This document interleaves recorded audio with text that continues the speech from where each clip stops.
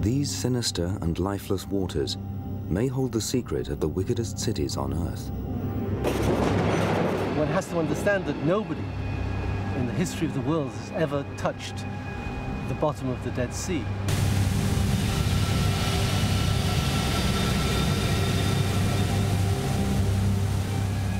Forgotten by time, forsaken by God, are the Bible's cities of sin preserved in the salt of this acrid chemical sea? We don't know what's out there. No one knows what's out there. And the seafloor that no one's ever been on before, we don't know what we're going to find. It could be anything.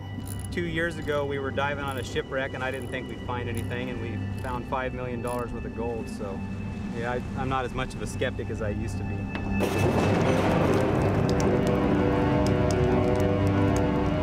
What's planned is a journey into the depths of wickedness, into danger, myth, and evil.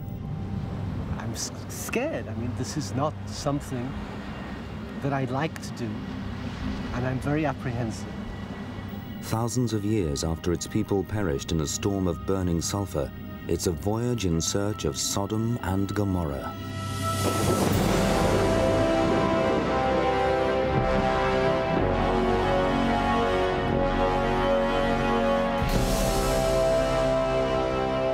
Lying between Israel and Jordan, the Dead Sea and the lands around it are at the heart of the Bible story.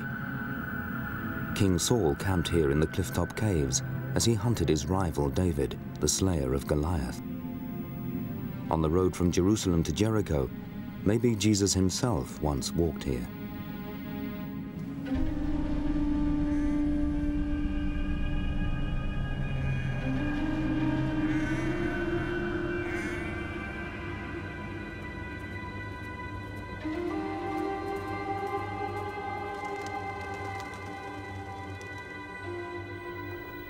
Mike Sanders is a biblical scholar with a lifelong quest to penetrate the myths of time and find solid evidence for the events described in the Bible. The fate of Sodom and Gomorrah has always fascinated him. These two cities were the epitome of evil in the world at that time. And in spite of Abraham actually negotiating with God to save the cities, God, in the biblical story, decides to destroy them by a fire and brimstone. This punishment has made Sodom and Gomorrah bywords for sin, lechery, and sexual perversion. But for cities so notorious, Sodom and Gomorrah are notoriously difficult to locate. The biblical story, however, is absolutely clear that they were to the north of Jerusalem.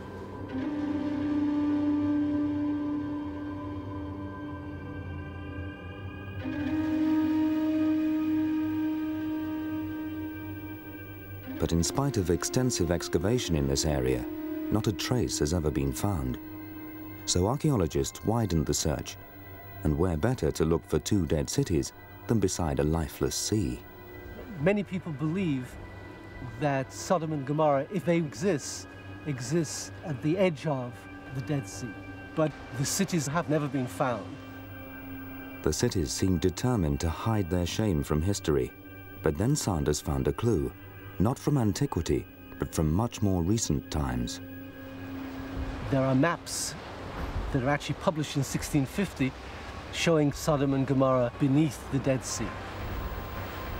What would a 17th century mapmaker know about the true location of Sodom and Gomorrah?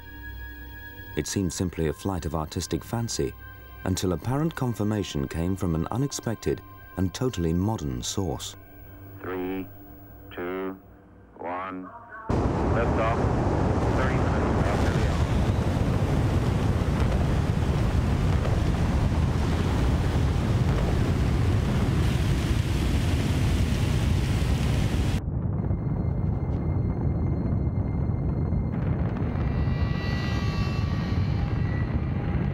In 1994, the space shuttle Endeavour set off on a mission to photograph the Earth from space.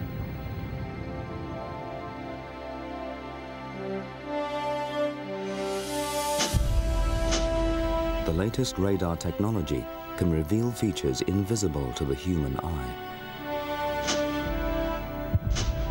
The scientists were looking for information on minerals, vegetation, and the use of fresh water. They never imagined that photographs from space could throw new light on the fate of Sodom and Gomorrah.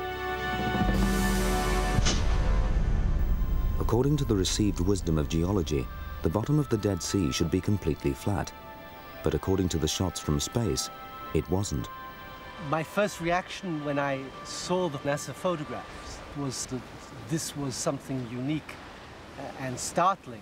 There were a whole series of strange features that shouldn't be there, which we call anomalies.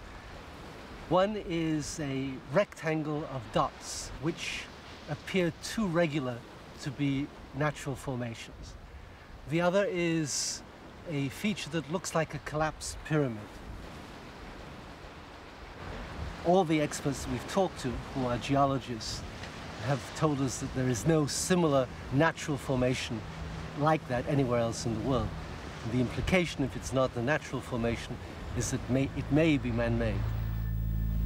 The Dead Sea, for the first time in eternity, had hinted at a guilty secret beneath its acrid waves. Mike Sanders knew he couldn't rest until he'd gone where no man had been for thousands of years, back to Sodom and Gomorrah. There's only one way to find out the true answer. We have to take a submarine and look.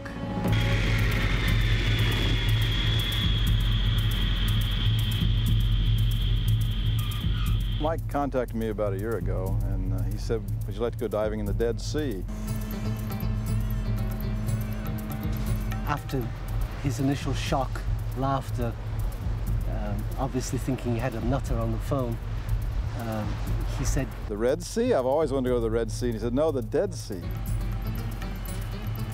I said, I don't think anyone's ever dove in the Dead Sea. And he said, that's right.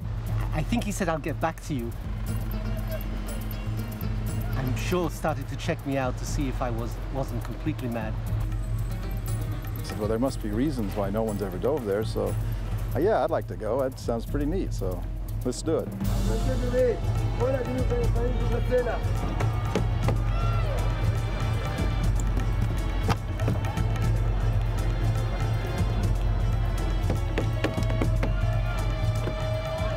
The mini-submarine Delta holds two people, a pilot and an observer. Hey, it looks pretty good. All right, looks like it survived the trip. The Delta has made over 5,000 dives and has a 100% safety record.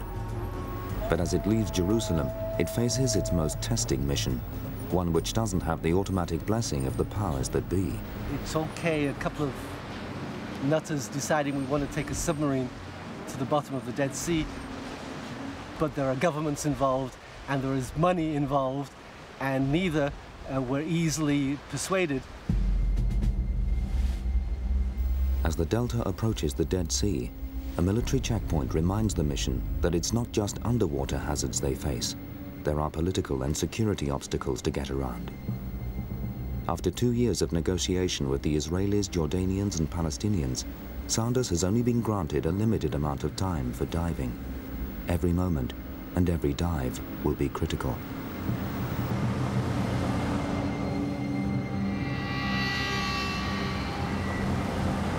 At over 1,300 feet below sea level, the Dead Sea is the lowest point on Earth.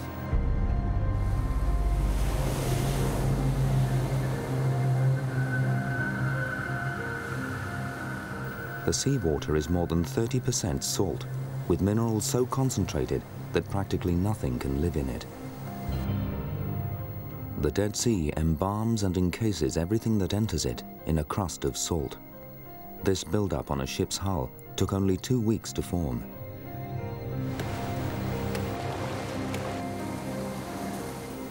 The minerals make the water much heavier. As a result, under the surface, the pressure is between 2 and 3 times that of normal water. This has dangerous implications for the Delta.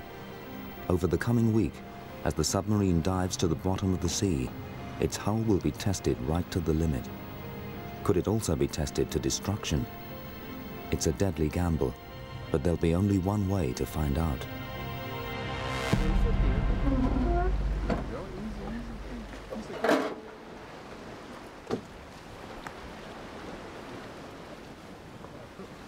Both feet together. There you go.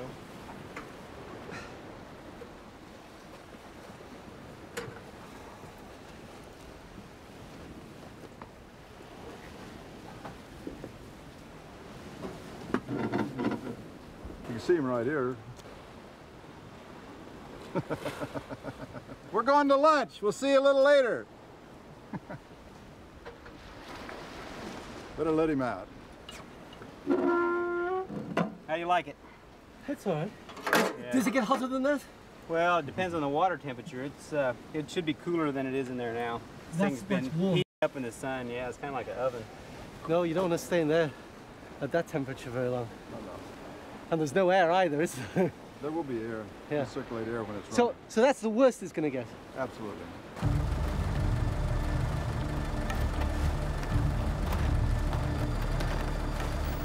Already one day behind schedule, Mike has another headache. Delta normally dives with backup from some of the most advanced research ships in the world. Here at the Dead Sea, former Israeli SAS captain Moti Gonen and his men are having to prepare the submarine support barge out of parts cannibalized from anything at hand. Untested, these primitive fittings will have to operate perfectly if the submarine has any hope of surviving these heavy and hostile waters.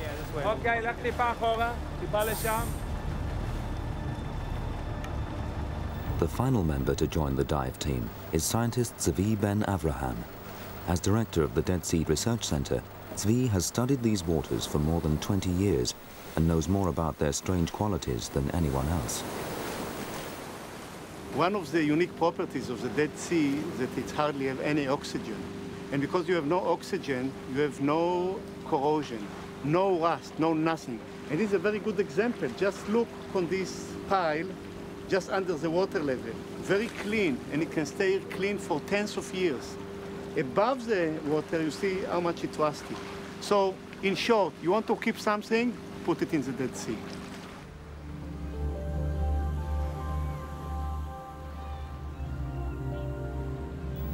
The Dead Sea has a unique attraction for tourists. Because the water contains 10 times more salt than normal seawater, it provides an almost surreal buoyancy. In fact, it is almost impossible for a swimmer to sink. Fun for the bathers, but for a vessel whose entire purpose is to go beneath the waves, something of a disadvantage. The biggest part about diving in the Dead Sea, really, for us, that's different than where we usually dive, is the high salinity. And that's gonna mean that we're gonna have to add about 1,300 pounds of lead to the submarine.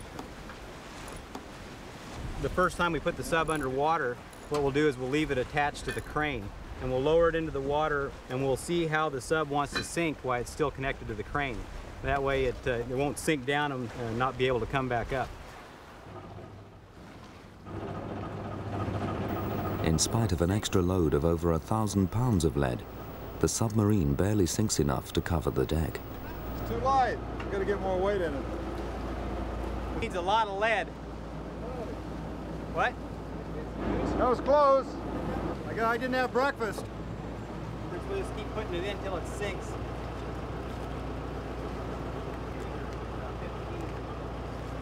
Got over 1,200 pounds in it now. Word quickly gets around the bobbing bathers of a new attraction, the submarine that refuses to sink. You can see the salt on it already glistening. It's taking a lot more weight than we thought it would.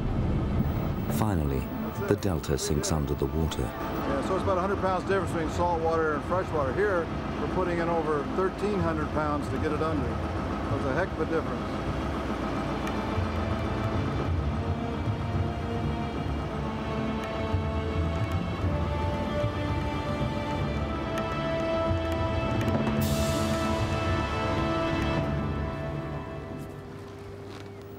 With the buoyancy set, Rich feels confident about setting the sub free from the safety of the barge for the first time.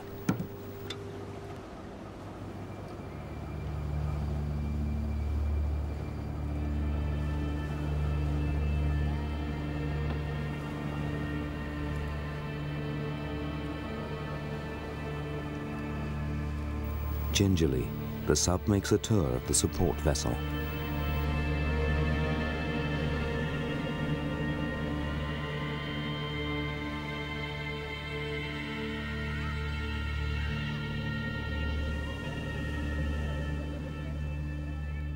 It's like a little toy boat in the water. But it will do amazing things. We've been worried for months whether this would work or not, and we proved that we can dive in the Dead Sea. The visibility's not bad. We can see good enough. It should be all right. And most of it's flat enough, the sonar should work well. So if there's targets out there, I think we'll find them. Now we can find the truth. Well, whatever it is. Nothing there? Okay, there's nothing there. If there are two tells in Sodom and Gomorrah there, okay. If we find wrecks, wonderful. If we don't find anything, that's the truth. That's the truth too. And it's important that people know always the truth.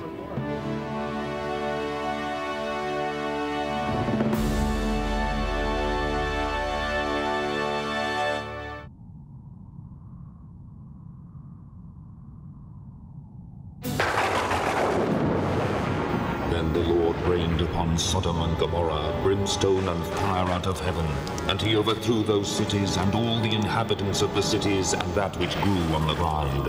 And behold, the smoke of the land went up like the smoke of a furnace. So it was when God destroyed the cities of the plain.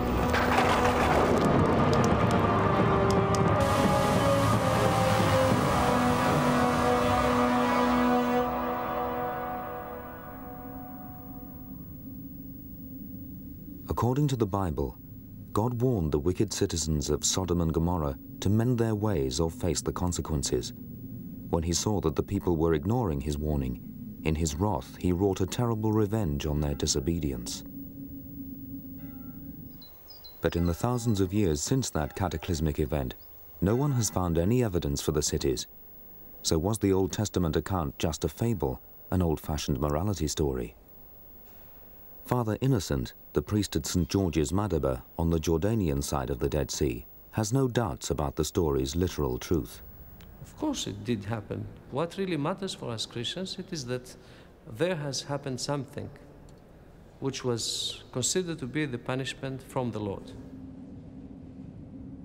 Whether you believe it or not, it's up to you. But we as Christians, yes, we believe and we accept the whole of the Bible.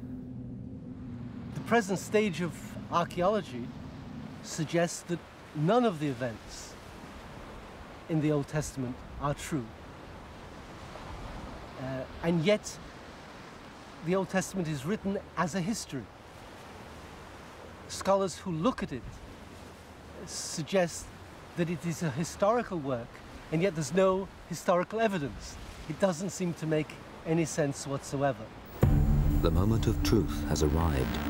Today the Delta will travel to a place never before seen by man, except perhaps by those who perished in a storm of brimstone. The dive team have chosen to explore the anomaly which appeared as a rectangle of dots on the NASA photograph. For Mike Sanders, the prospect of diving to the lowest place on the planet has set the nerves jangling. I'm scared. I mean, this is not something that I like to do, and I'm very apprehensive. If you ask me, would I go down in a submarine like the Delta anywhere else in the world at any time, the answer is not for $1 million or even $10 million. I'm going down because we have seen the anomalies and I have to do it. I'm not going down because I like to do it, want to do it, or would do it anywhere else for any amount of money at any time, anywhere. Okay, Michael. Best thing is to stand up on the deck. You want to go in both feet together. Yeah, with your shoes on.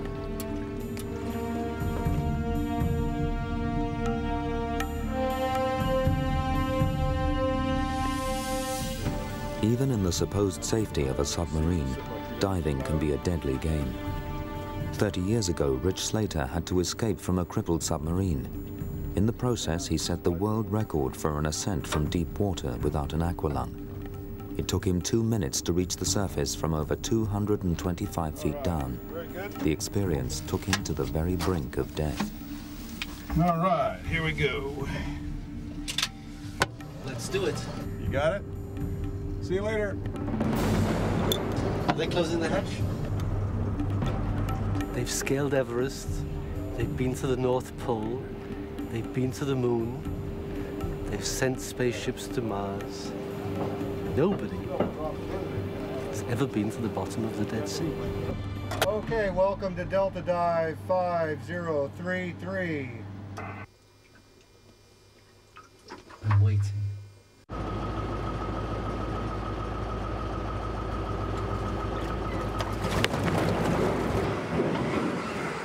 My first dive in a submarine, and we're almost underwater.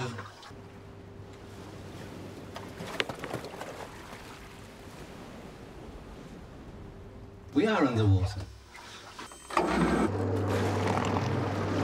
Engines on.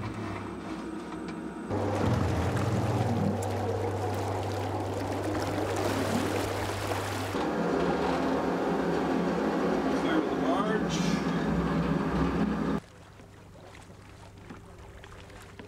Here we go. Water's coming up.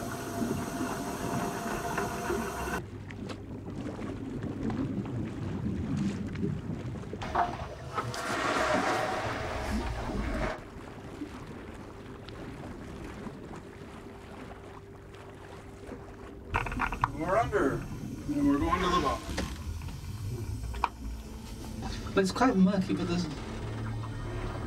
there's interesting little side effects.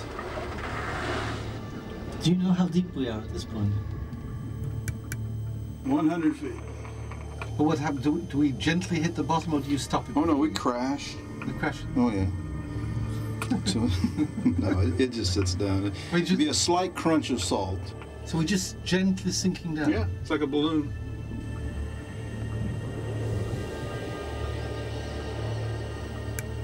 For 200 feet.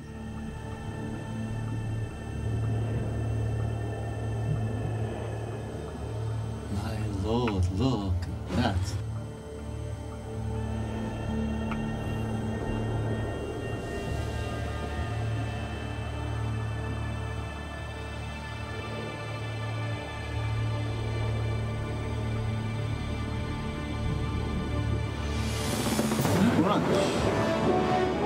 Truly amazing.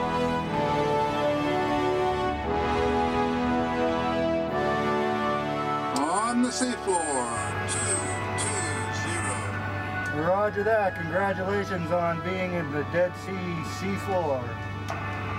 It's pretty beautiful down here. It's all salt and we get a lot of glitter. It looks like ice. It's really quite spectacular.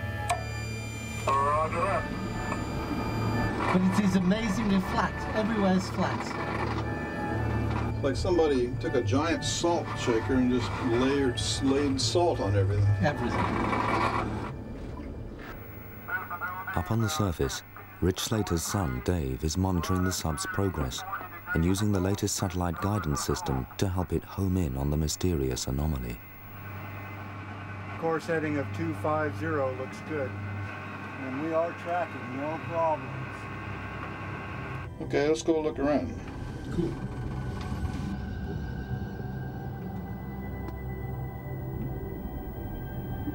Deep in inner space, they're now about 200 meters from the site of the mysterious feature spotted by NASA's cameras.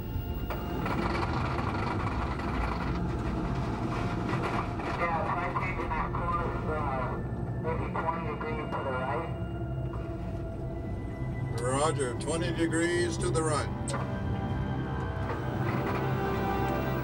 30 meters to the target.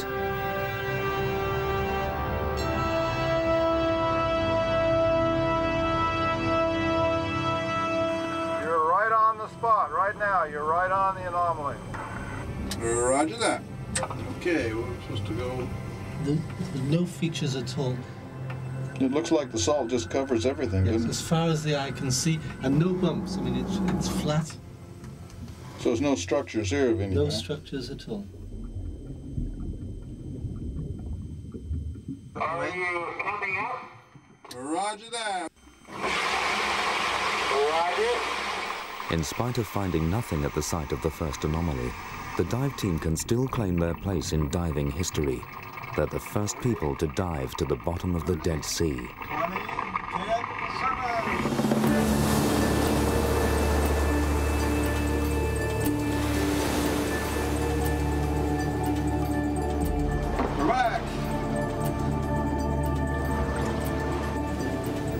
They have also achieved a scientific first, confirming that the seafloor is as flat as the experts predicted. Finding any features here at all will be a major discovery. With all systems operational, the search for Sodom and Gomorrah can begin.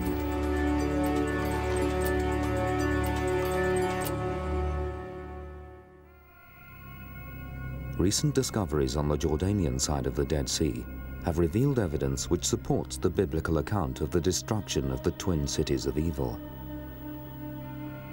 In this, one of the largest cemeteries ever built on Earth, archaeologists have discovered tens of thousands of ancient graves.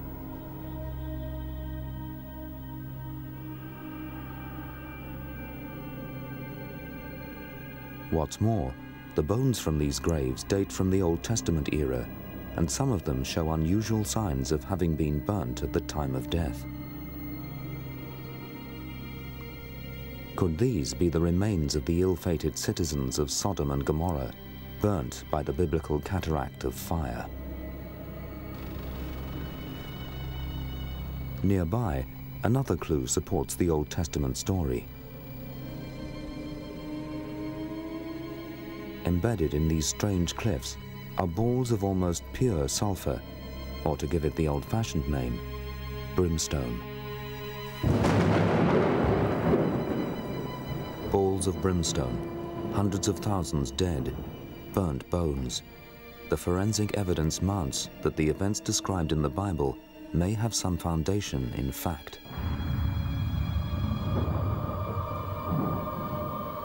But scientific studies of the geology of the region suggest that God's fury may not have been the only reason for these strange phenomena.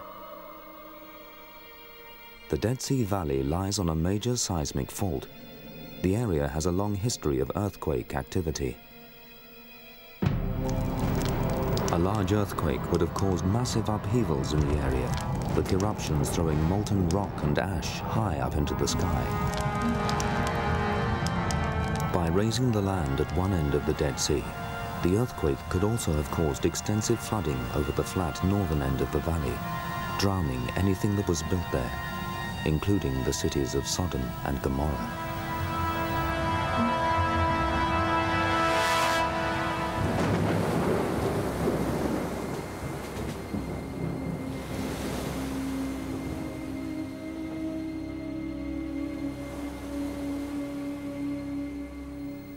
The shore on the Israeli side of the Dead Sea also has its relics, but telling a different story of destruction. The ruins of this restaurant stand as a memorial to the 1973 conflict between Israel and Jordan. It's an irony that one of the few things to survive in this modern ruin is a depiction of the ancient fate of Sodom and Gomorrah. Although the fighting is long past, the Dead Sea is still a military zone, and the border between Israel and Jordan now runs straight down the center of the sea.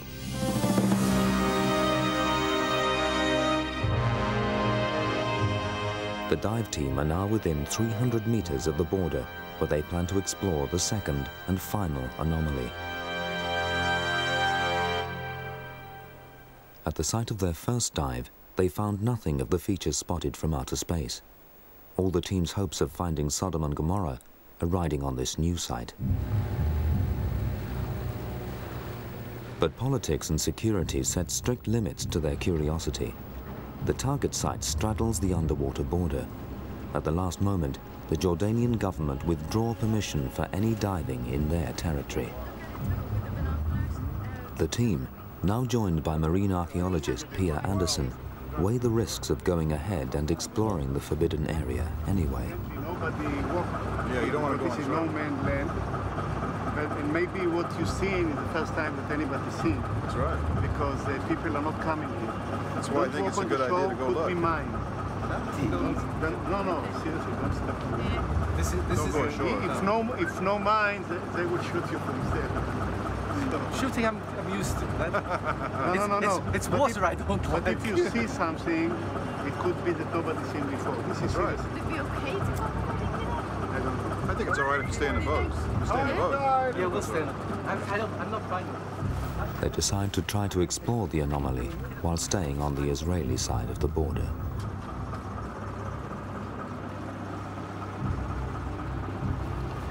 Good luck, Zvi. Okay.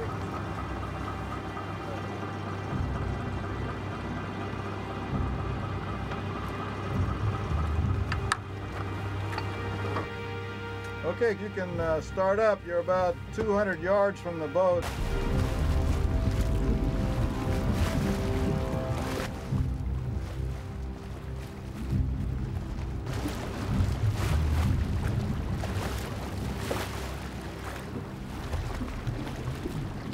We're at about 100 feet of water depth here in the Dead Sea with Zvi. My goodness.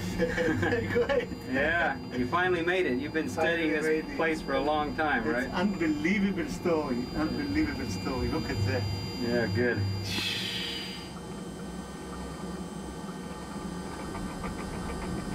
This is the Israeli-Jordan border. Using the satellite tracking system, Mike and Rich can plot the submarine's movements to within a few meters. Something is going on here. I guess you have to go to the right. Let's investigate this feature. It's very interesting. Although the seabed nearby is flat, Zvi has seen something on his sonar screen, something quite extraordinary. Okay, so we are going for these funny features on the sonar. Oh, it's another 50 meters or so? Yes. Okay. Let's see what they are. But in their enthusiasm, Zvi and Dave in the Delta are getting dangerously close to the border. As the support ship follows, Moti, the captain, begins to get anxious about everyone's safety.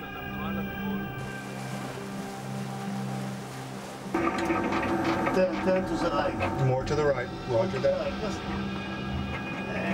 That's it. More. Okay, David, look at this. Wait. אנחנו כבר זזים. אוקיי, אז להתראות.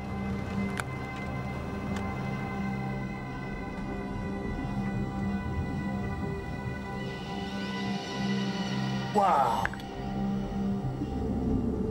After nothing but flat, featureless seabed, Zvi has found something quite inexplicable. But the action isn't all underwater. On the surface, the sub's activities have sparked a full-scale international incident. The Israeli army say that we cross the border because of a complaint of the Jordanian soldiers. But we are on the border. We just cross maybe a few hundred meters because of the sub is underwater, and we have to follow the sub. Zvi is indicating that he has not seen these particular structures before.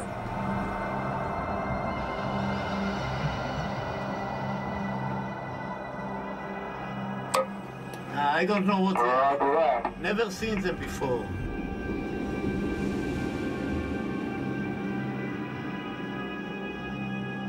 Does he think they might be man-made or not natural?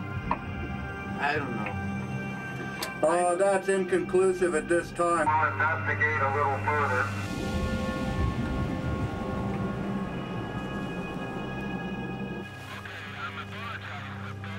Chris has heard from Moti that the submarine has now strayed far over the undersea border.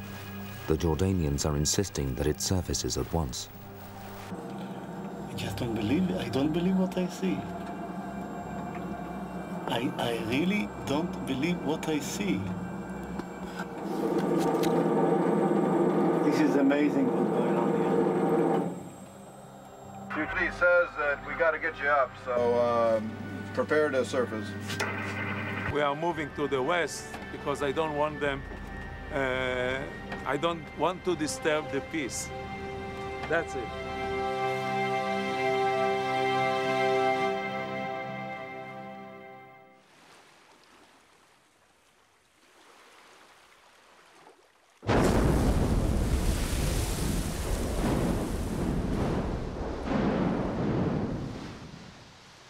I'm not one to believe in conspiracy theories, but 4 or 5 days ago, in the middle of the Dead Sea, for the first time that I know of, the Israeli Army/Navy decided to make a massive explosion, causing 4.2 on the Richter scale, knowing full well that within a few days we are going to take the sub down there. Far be it for me to ascribe peculiar motives to the Israeli Defense Forces, but one does wonder that perhaps they had something that they didn't want us to find, something to hide. I hope it isn't our anomalies, but we will find out.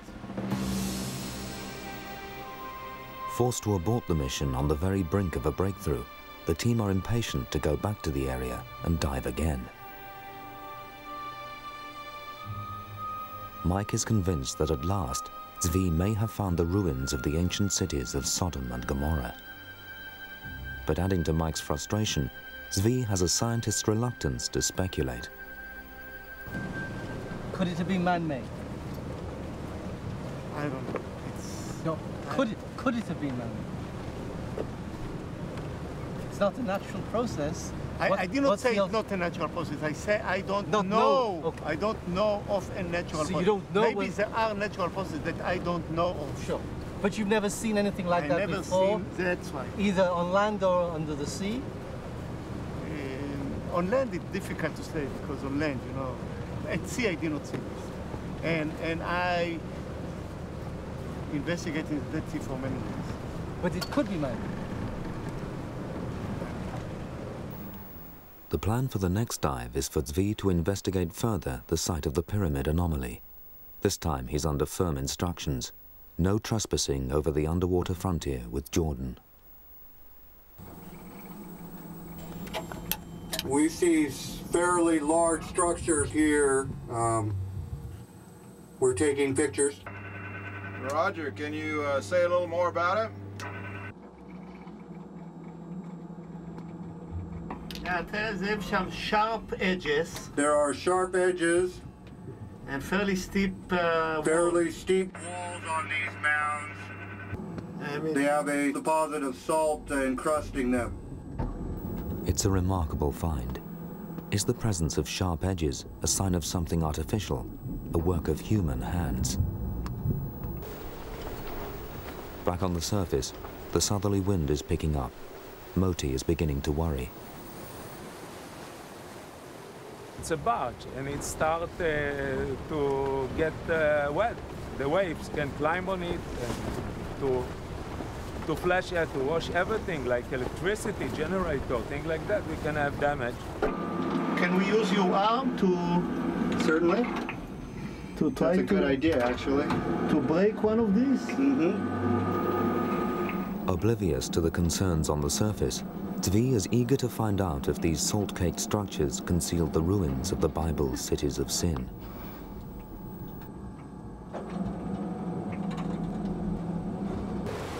The density of the Dead Sea water means that in spite of their relatively tame appearance, each wave carries the power of a wave 3 times its size. Better for us if, in this case, we see that the sea is too rough. Better if we will go to a shelter close the shore. What's up? We better call him up. Modi said the weather's coming in. He wants to get the sub back on board. Dave, the weather's changing up here. We're going to have to bring you up in a few minutes. So if you have anything to do, do it quickly.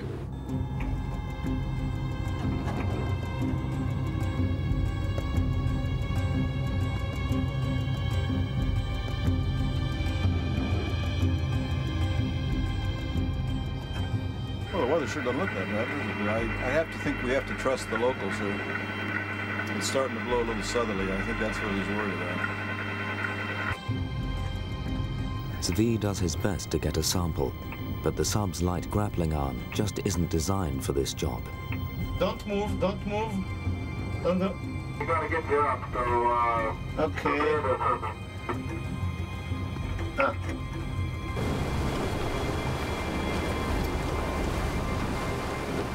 Zvi seems to be plagued with bad luck.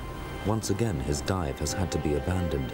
What's worse, this time he knows he was within inches of an extraordinary discovery. And worse still, he's baffled by exactly what it was. No, I don't know what they're like. I don't know, just...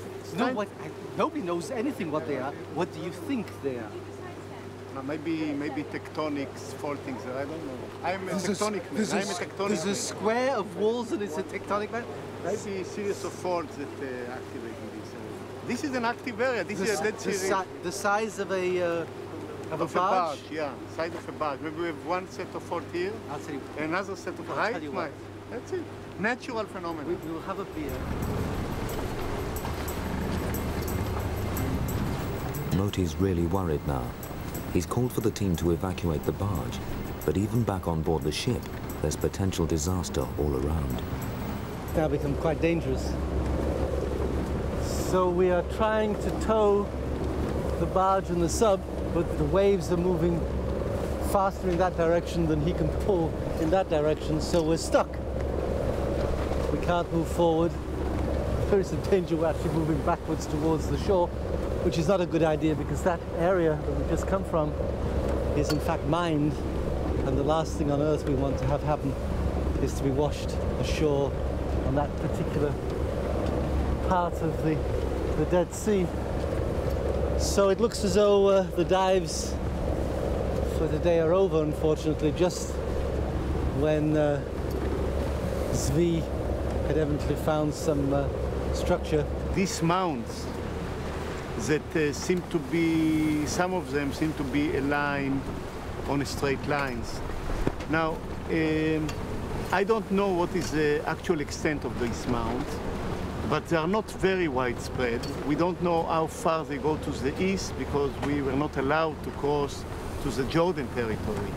But from our side, from the Israeli side, you can see that this is quite limited extent. I don't know what are these mounds. I don't know what process creates them, but they sort of funny features.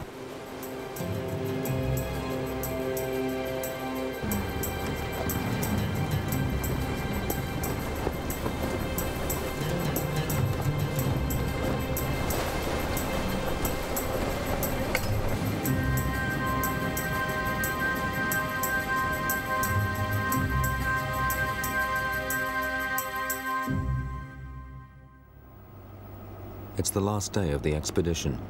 With 2 dives planned, Mike has gone down to see Zvi's inexplicable structures for himself. I want to see anomalies. Oh, here's... Wait a minute, hold on. What the hell is that? There we are. Mounds. And more mounds. And even more mounds. That is quite stupendous.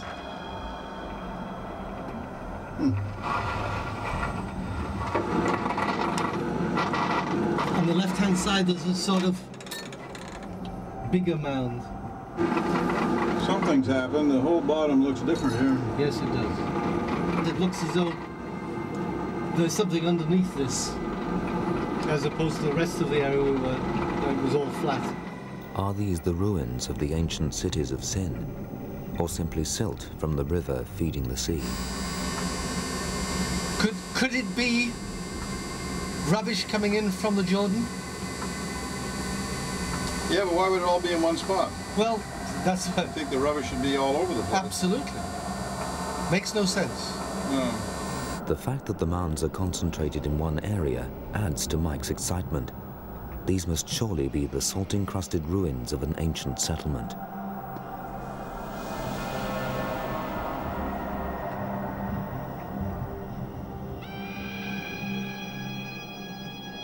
And before long, there's another startling and inexplicable discovery. Here's a big one. Here's a big one, yeah. Big one.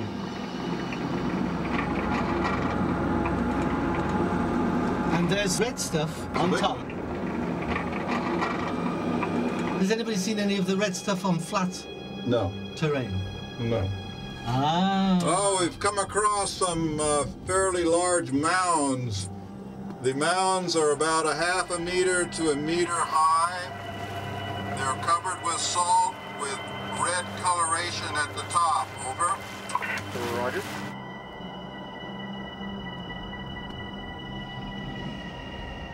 Planning to investigate the phenomenon of the red material on the final dive, Mike returns to the surface.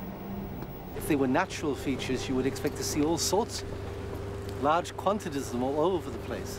And they're not. They're localized. And they do have this red stuff on top of them, and it's just amazing. And there is no red stuff anywhere else.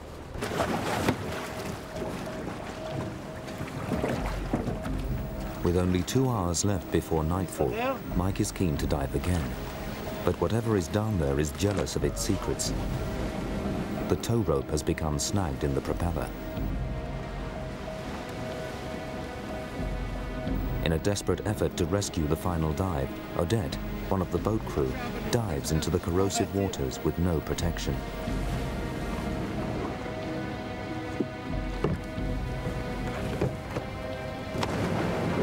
If they can't free the rope, it'll be too dark to dive, and too late for Mike to find the truth about those tantalizing seabed structures. After an eternity, Odette emerges triumphant. The final dive can go ahead.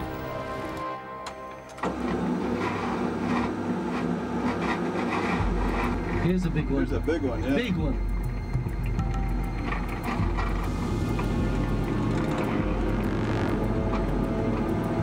And there's the stuff again. On top. This is as big as the submarine, this one. You see the red on top? Yes.